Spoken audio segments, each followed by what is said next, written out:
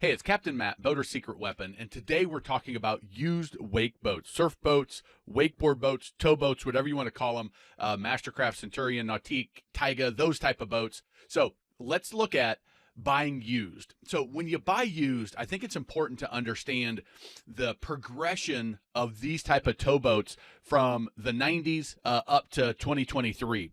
So it started back in the 90s, early 2000. What everything was slalom skiing. So you got a slalom ski, you wanted to run a course, you wanted to cut back and forth. So you wanted a nice flat wave, and you wanted to be able to run, 32 to 35 miles an hour and cut back and forth.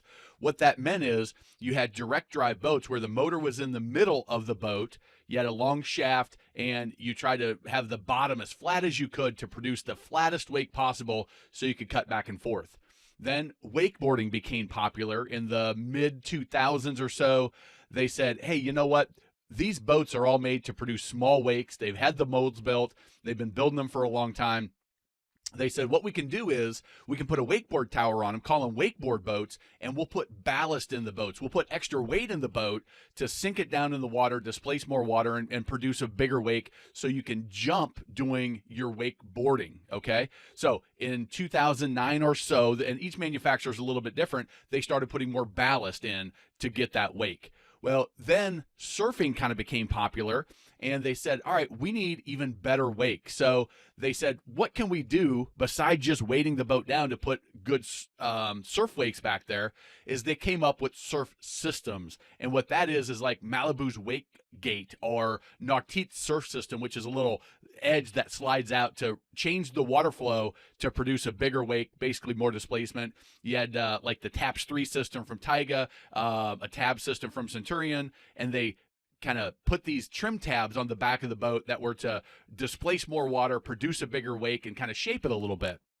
That was about 2013 to 2020. And during that time, you always heard people talk about, hey, I'm trying to dial in my surf wake. It was very hard. The boats could produce an amazing surf wake, but it was really hard to get all of the components right to make that happen. We'll talk about that in a little bit.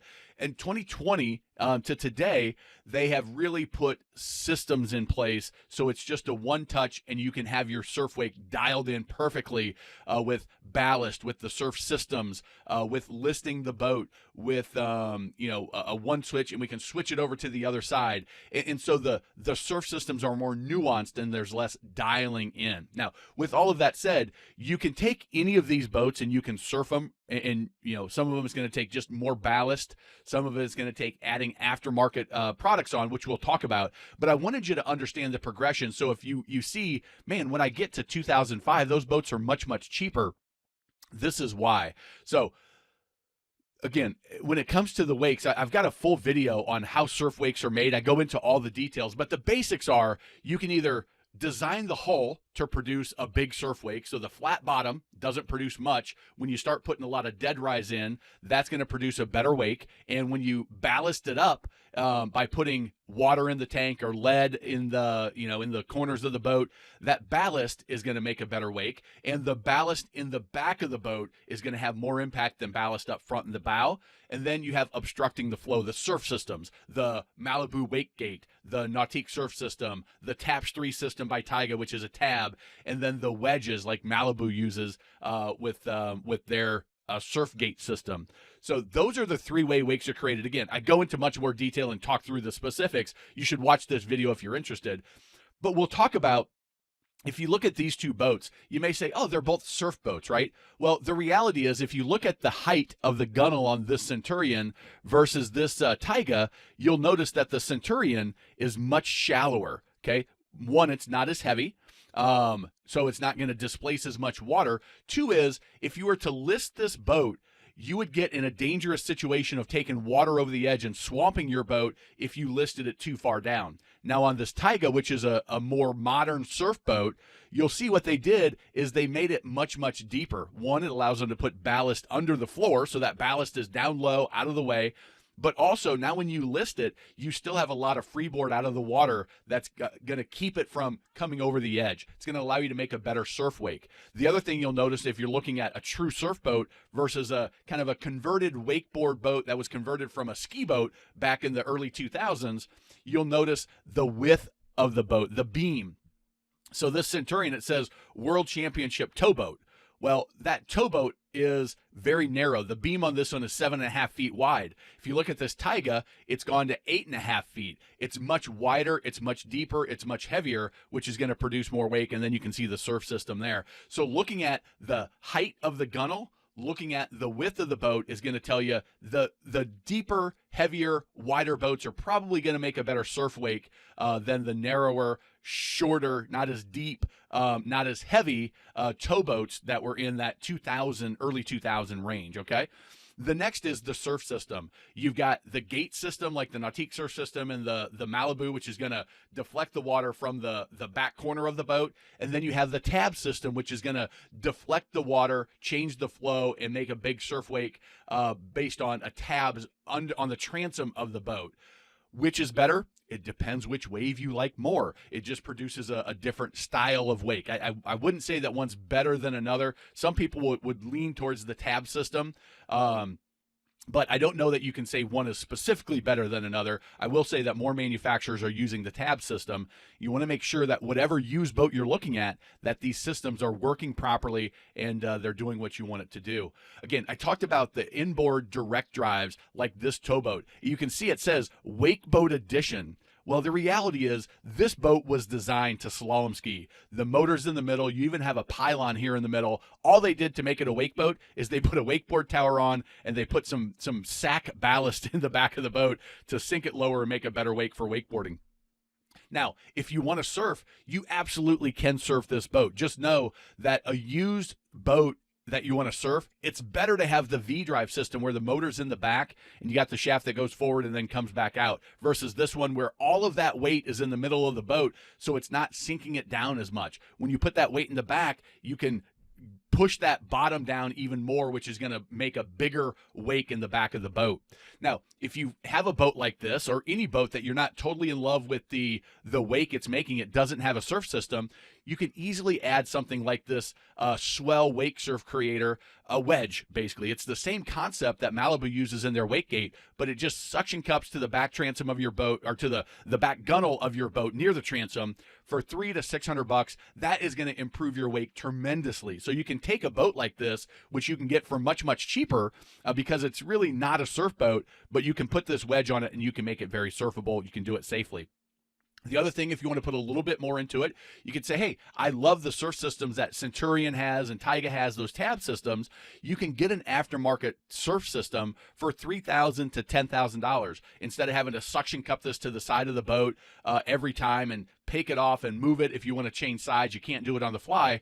You can get this system that at the helm, you can adjust the surf system and you can switch wake sides. You can dial in the wake as you're going, which you can't do with it. But again, the investment's going to be much, much more. So figure that into your budget. And then the ballast. We talked about from going from skiing to wakeboarding, all they really did is throw a tower on and put ballast, put weight in the boat. Well, you can do that with fat sacks, or these are the wake maker sacks. You can fill them up and have that extra weight in the boat, put them in the back corners of the boat, and it's going to give you more impact. Or you can do lead.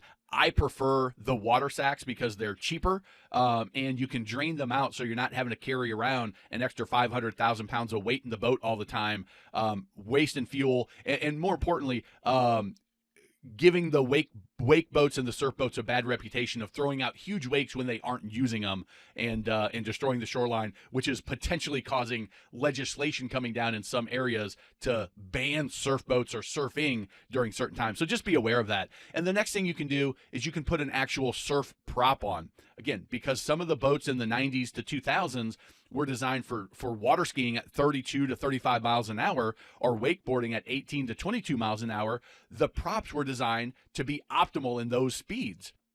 Well, if you're surfing, you're going 10 to maybe 12 miles an hour and with a lot more weight typically. So you may need to adjust the pitch and the size of your prop. It's an art, not a science, so I can't say this is what you need to do. Go to a prop shop that knows what they're doing, test them out, and what you want to do is you want to make sure that you're getting the right RPM range and the right performance, staying up on plane, at your surf speeds with the ballast that you run in the boat. Those are about $1,000. Now, as you're inspecting a used boat, it's key to look at the motor, all of the technology and all that. But if your motor's crapped out, you got nothing. So this is the most important aspect of the actual boat. So the inboard motors they're very reliable. I always say that marine engines, about 1,000 to 1,500 is the useful life. Because the drive is so simple, and because of the way these boats were used, 1,000 to even 2,000 hours, I think, is reasonable on these engines. With that said, that's with good maintenance. Now, you'll hear stories of, the boat got 2,000, 2,500. These boats ran in Cypress Gardens, the water ski show, for 7,000 hours on these engines. That's true, but that's because they were run consistently and they were maintained to a T because they had to run perfectly every show. So all of the maintenance was done on schedule or beforehand, including the greasing, the impellers, the fuel was everything was done perfectly, which is going to extend the life of an engine. An engine that doesn't get run consistently is going to be more likely to run down, isn't maintained consistently and properly, is going to be more likely to have issues down the line. So I like a boat that's been run consistently. The hours aren't too low, which tells me this boat sat for a long period of time, which isn't great for for mechanical items. And it's not too far into that 1,000-hour time frame where, if you run the boat 100 hours a year, that's another 10-year lifespan to get to 2,000. You're probably going to have some ticky-tacky repairs in there. And if you're not mechanically inclined, it could get expensive. It could lead to time off the water. So if you're not mechanically inclined, hire a technician to come pull compression on the engine, make sure it's firing as strong as it should be, to check the details of the system to ensure that you're making a smart decision on the most important part, that mechanical piece. The next is the shaft and the propeller. If you look at the way a V drive, a boat that has the motor in the back, the shaft comes out at a V and then it goes back to that propeller. You want to look at the stuffing boxes. You want to look at the joint. You want to look to make sure the shaft is straight, nothing's been bent, that the propeller is in good shape. And again, if you don't know what that is, you might need to hire a professional to check that out, depending on what your budget looks like and how costly it would be to make a mistake in this area. It's another reason why demoing the boat, putting it on the water and running it through our demo checklist that we have in our free toolkit, is because it will help you find these issues even if you're not really mechanically inclined. So take the time to inspect the running gear, to inspect that system, to stick your head down in the engine compartment and try to inspect what you can in that shaft and the stuffing box and make sure there's not too much water, that there's enough water, those types of things. The touchscreens. As we get more and more into the newer boats, you're going to start seeing more touchscreens. More of the systems run by that component versus an analog button.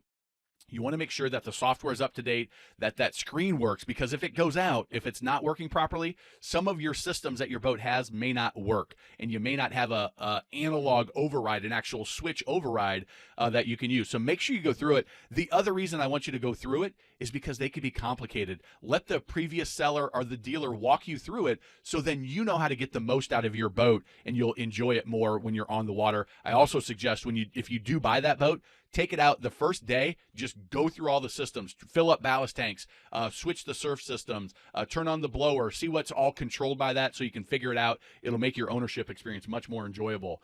The upholstery, the floor, and the cosmetics of everything. Check the exterior of the boat for gel coat damage. Little scratch and dings are fine. You don't want anything that's, a half an inch into the gel coat. That's a problem. That's into the fiberglass and could be a major problem. But if it's just a nick or a ding, it's like a scratch on a car. Upholstery, you're looking for rips, especially in the seams. And then if you're looking at something that's in that early to mid 2000 range, you want to really check the floor. They were using wood, especially in some of the boats that came out of California in that time, even up to 07, 08, 09. Some of those boats were still plywood flooring, which were prone to rot. So just make sure that you bounce up and down on the floor in everywhere that you can get your feet, by pedestals, by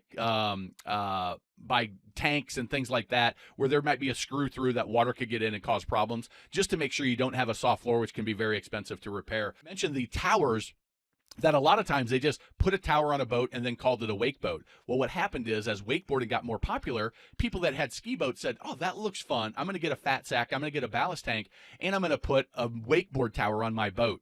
Some of them got installed properly, where they mounted into something secure. Others just mounted right into the fiberglass that wasn't backplated or anything, and it can cause spider cracking. It can cause potential damage to the gel coat, which will come out, after enough stress has been put on it. So make sure you check all of those areas around, especially if it looks like that wake tower is an aftermarket tower. Make sure you inspect around that area for big major spider cracking. A few here and there, not a big deal. A bunch could be a structural issue. The stereo systems, a lot of these boats have big, expensive stereo systems. Make sure that you check all of the components. Are they getting really, really hot? Which is, if you're, out on an August day and they're getting hot in April, well, they could overheat and could go out on you. Check the wiring, make sure there's no corrosion. Listen to each speaker individually to make sure none of the speakers are blown, because they can be expensive to replace. Same thing with the wiring for the battery. Check all of that. Make sure the wiring is in good condition, no corrosion. The battery terminals look clean. They haven't added a whole bunch of aftermarket things directly to the battery, and it's a rat's nest back there, which could lead to electrical issue, which are very difficult to identify, very difficult to fix, and can cause you to lose time on the water and get stranded on the water. So just double check all of those things. We talked about the ballast tanks, which is going to weight you down to give you a better wake for wakeboarding and wake surfing. With some of the boats in the, even 2010, 11, 12, they were still using sack ballast tanks for the standard tanks. Well, those easily got holes in them. Gear hit it, or something popped it, something punctured it when it was full, and the tanks may have a leak. So you want to make sure that when you're on the water, you fill those tanks up and you check for leaks. Make sure that they fill up in a amount of time that's going to make you happy. Some of the older models, it could take 15, 20 minutes to fill a tank, to empty a tank. And again, like I said, you don't want to be somebody that's adding on to the problem of wake surfers getting a bad rap and legislation coming down and limiting your enjoyment of the way you like to boat. It also means that you have to be courteous so that you're not disrupting the way other people like to boat. But make sure you check those tanks. Make sure they operate the way you want them to. And I created this wake boat best and worst brands. And I go through all 17 brands of wake boats that are out there. If you're looking used, something that you might want to watch that video, and I think you'll find that real valuable. But before you get to making the buying decision, inspect the boat. If it passes all that inspection, bring in your technician to inspect the engine and anything that you don't have the expertise to look at. And then you want to put the boat on the water. If you're going to surf, you want to surf it. If you're going to wakeboard, you want to wakeboard behind it. Make sure you like the wave. It's the only way you're going to be able to tell. And also, you get to run the boat through its paces. Not only do you get to surf it and see, how do the wakeboard racks work? How does the wave feel? What's it like riding? What's the attitude of the bow when I've got all this ballast in? Is it comfortable? Does it do the things we want to do? You really get a sense when you're actually using it. But you also get to run the boat from idle to wide open throttle. That's going to show you any vibrations, any issues with the engine are oftentimes going to show themselves when you run the boat in turns. How does it feel when you've got it listed to one side or another? Is it in danger of taking on water, based on how high those gunnels are and the way the boat rides? All of that stuff you can only tell when you're on the water. So don't buy a wake boat unless you demo it first. It's so critical. And then follow in our Boat Buyers Toolkit. We've got a free demo checklist that you can check that out. When you zero in a boat, make sure that you negotiate. Negotiate, because in today's market, there's opportunity for discounts, whether it's from a dealer or a private seller. In our First Time Boat Buyer Academy, you can get at firsttimeboatbuyer.com. We have what we call the magic money saving method for buying your perfect boat.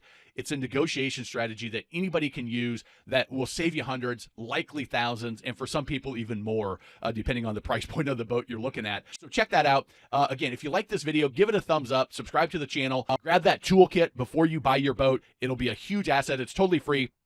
Thousands and thousands and thousands of people have already. And remember, life truly is better on a boat.